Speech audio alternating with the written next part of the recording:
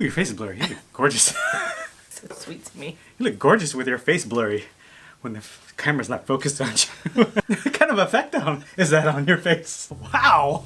See what I do? He's so mean to me. It's like I can't see it. You're gorgeous. It's like a glowing blurry effect on your face.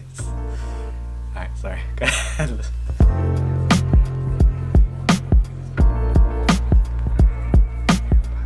Hi guys, it's Mish. It's Kim. From mishandkim.com. So today we're going to talk about how TBI affects family life. In particular, how TBI has affected our lives. Has it affected our lives? Oh, just Absolutely. a little bit. Just a tiny bit. I mean... Yes. Are you ready? It affects our lives. So Kim's not feeling really good today. We've talked about this in our past videos. He's a little bit in a slump right now. He's not feeling great. He woke up from a nap and just did not feel right.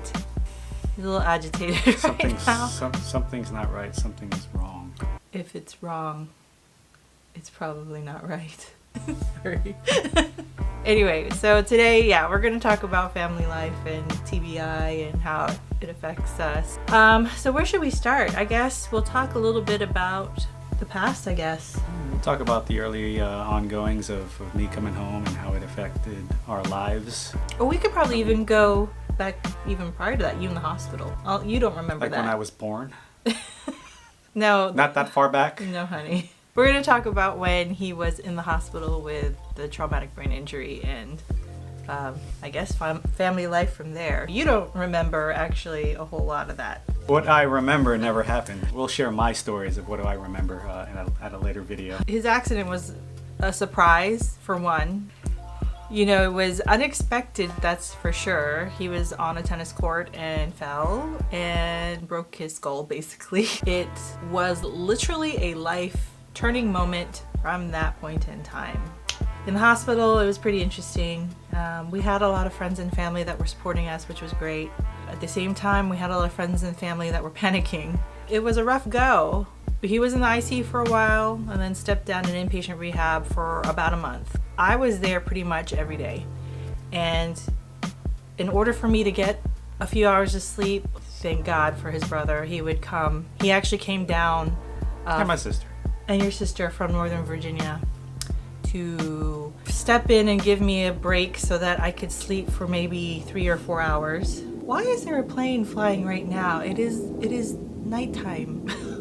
His brother would come in around 2 a.m.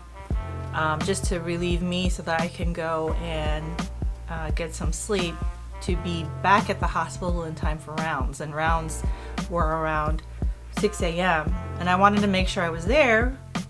You have no idea what I'm talking about. So he has no idea what I'm talking about, but I wanted to make sure I'm interested in what you're saying here. You've lived it, but you have no idea what you went through. I was there, but I wasn't there. Yeah, I wanted to be there for 6 a.m. rounds. I wanted to make sure that when the doctors rounded through to his room in the ICU, I was there to listen to their team meeting, their main head doctors with other doctors that I guess it's a learning hospital, I guess. So other doctors came and every morning they would state who he was, state how he had his accident, talked about his progress, talked about strategy and what they needed to do next. Anyway, I'm going off on a tangent.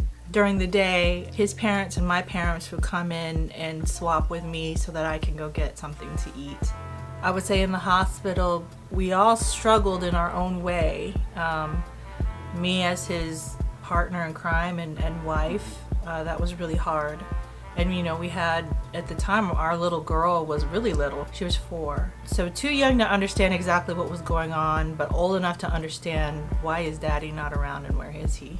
Luckily, she stayed, my parents basically took care of her for like the next 3 months after his accident. 3 to 4 months, yeah. 3 to 4 months, because life was just too hectic for him. He was overstimulated very easily. So, having a 4-year-old in the house was too difficult for him. In the very beginning, I was fearful that he forgot that he had a daughter because his memory was affected. but a few weeks in, he finally asked about her. So Yeah. Well, let's go back. In terms of affecting family, I guess when in the ICU, it's probably tough for you and the family to actually know how it would fully affect you guys. Everything was always a big question mark. Yeah. Honestly, one of the doctors was very straight up with me, said, you think that this is hard right now, be mindful and be prepared for how difficult it will be when you get home. When we got to a point where he was a little bit more stable and I was getting upset around different things, that was like the serious wake-up call. So, you know, for my whole family and for his family, for our family, it was a scary time. We have a bunch of different personalities in our family, all different kinds of personalities. We had to learn how to deal with this situation while still trying to be respectful with one another. It's hard when you have a lot of folks in your family that might be the personality that all they want to do is take charge and take care. We had some like come to Jesus meetings or come to Jesus events in the hospital where we had to have conversations on who, what, when, where, and why. And it was only because everybody loves him so much that everybody felt that they had their own perspective on how his care should be done. All the while forgetting that, yeah, we're all family, but hello, I am his wife. That was interesting. But we made it through. I think it sounds weird, but we all kind of realized where our place was in the grand scheme of things. There were no hurt feelings. No, I think because we all knew that you were there for me. Yeah, so I mean, feelings were already hurt with the fact that he had an accident, and I don't think you could get any more extreme than that. Everything else had to take a back seat. His care was really important.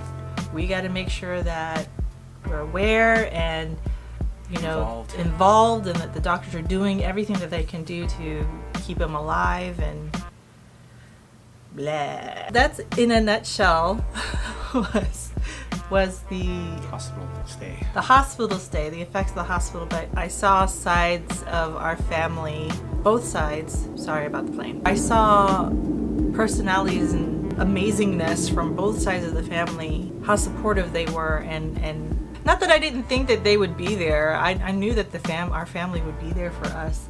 The family dynamic, dude, is crazy. You kind of have to sit and remember that everything is coming from like a good intention. And sort of weigh and choose your battles, you know, and listen. You know, you have to be a good listener and listen to each other and understand, okay, why exactly would person A say that? Or why would they think that this is okay?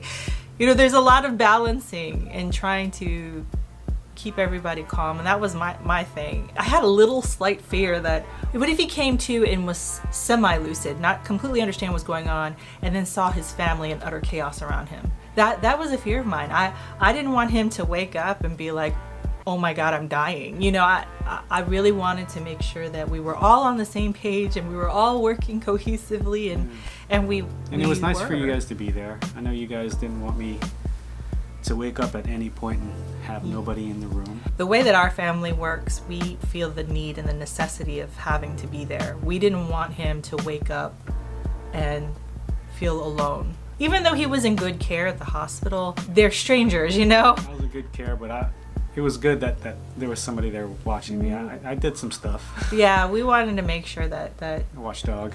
Had a watchdog there. Yeah. He had a habit of trying to pull out all of his tubes and lines and stuff.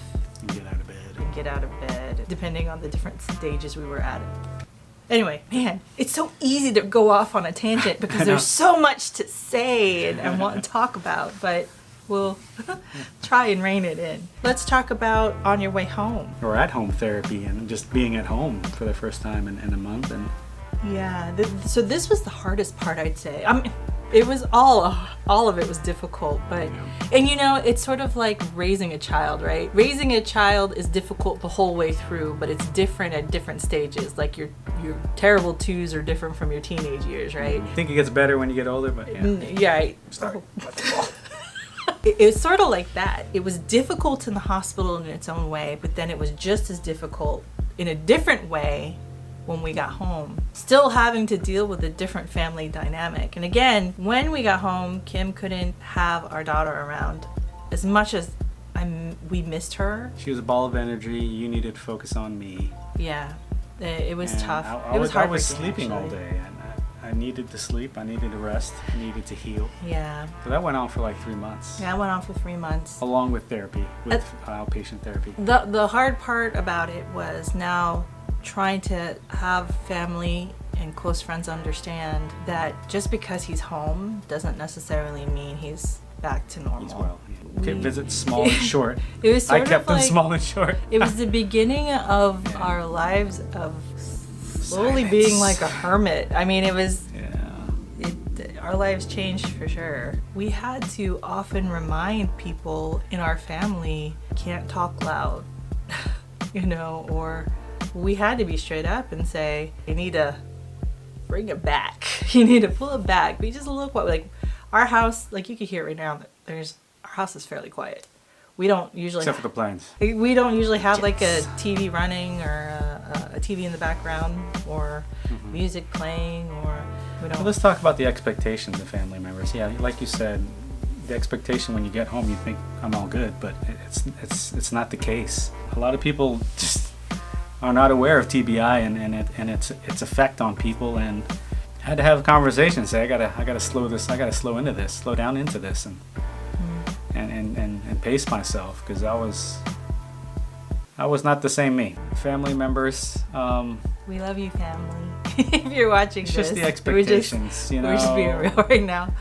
Expecting me to do things like I didn't before. Yeah. I'm definitely not as strong as I used to be, but the expectation is I still am. I think the interesting part about that is when you got home, family understood that he was still recovering. I think they thought maybe he was a little better off than what he actually was. But, even several months later, let's say a year later. Still now. And 5 still years later. still now. So now we're progressing along here with our timeline. We're still having to remind. I'm with him every day, so I kind of know him better than he knows himself. I think your parents are pretty good at providing those nice environments, quiet environments when we come over. Those quiet places to get away when there's getting your parents don't really throw parties anyway. No, they go to parties. Yeah, they go to parties. I want to be my parents when we grow up. But your parents were very accommodating. At my parents' house, there's a lot of kids. There's a lot of parties with all the cousins and the nephews and nieces and stuff like that, which is great. It's just it's overwhelming. It's night and day.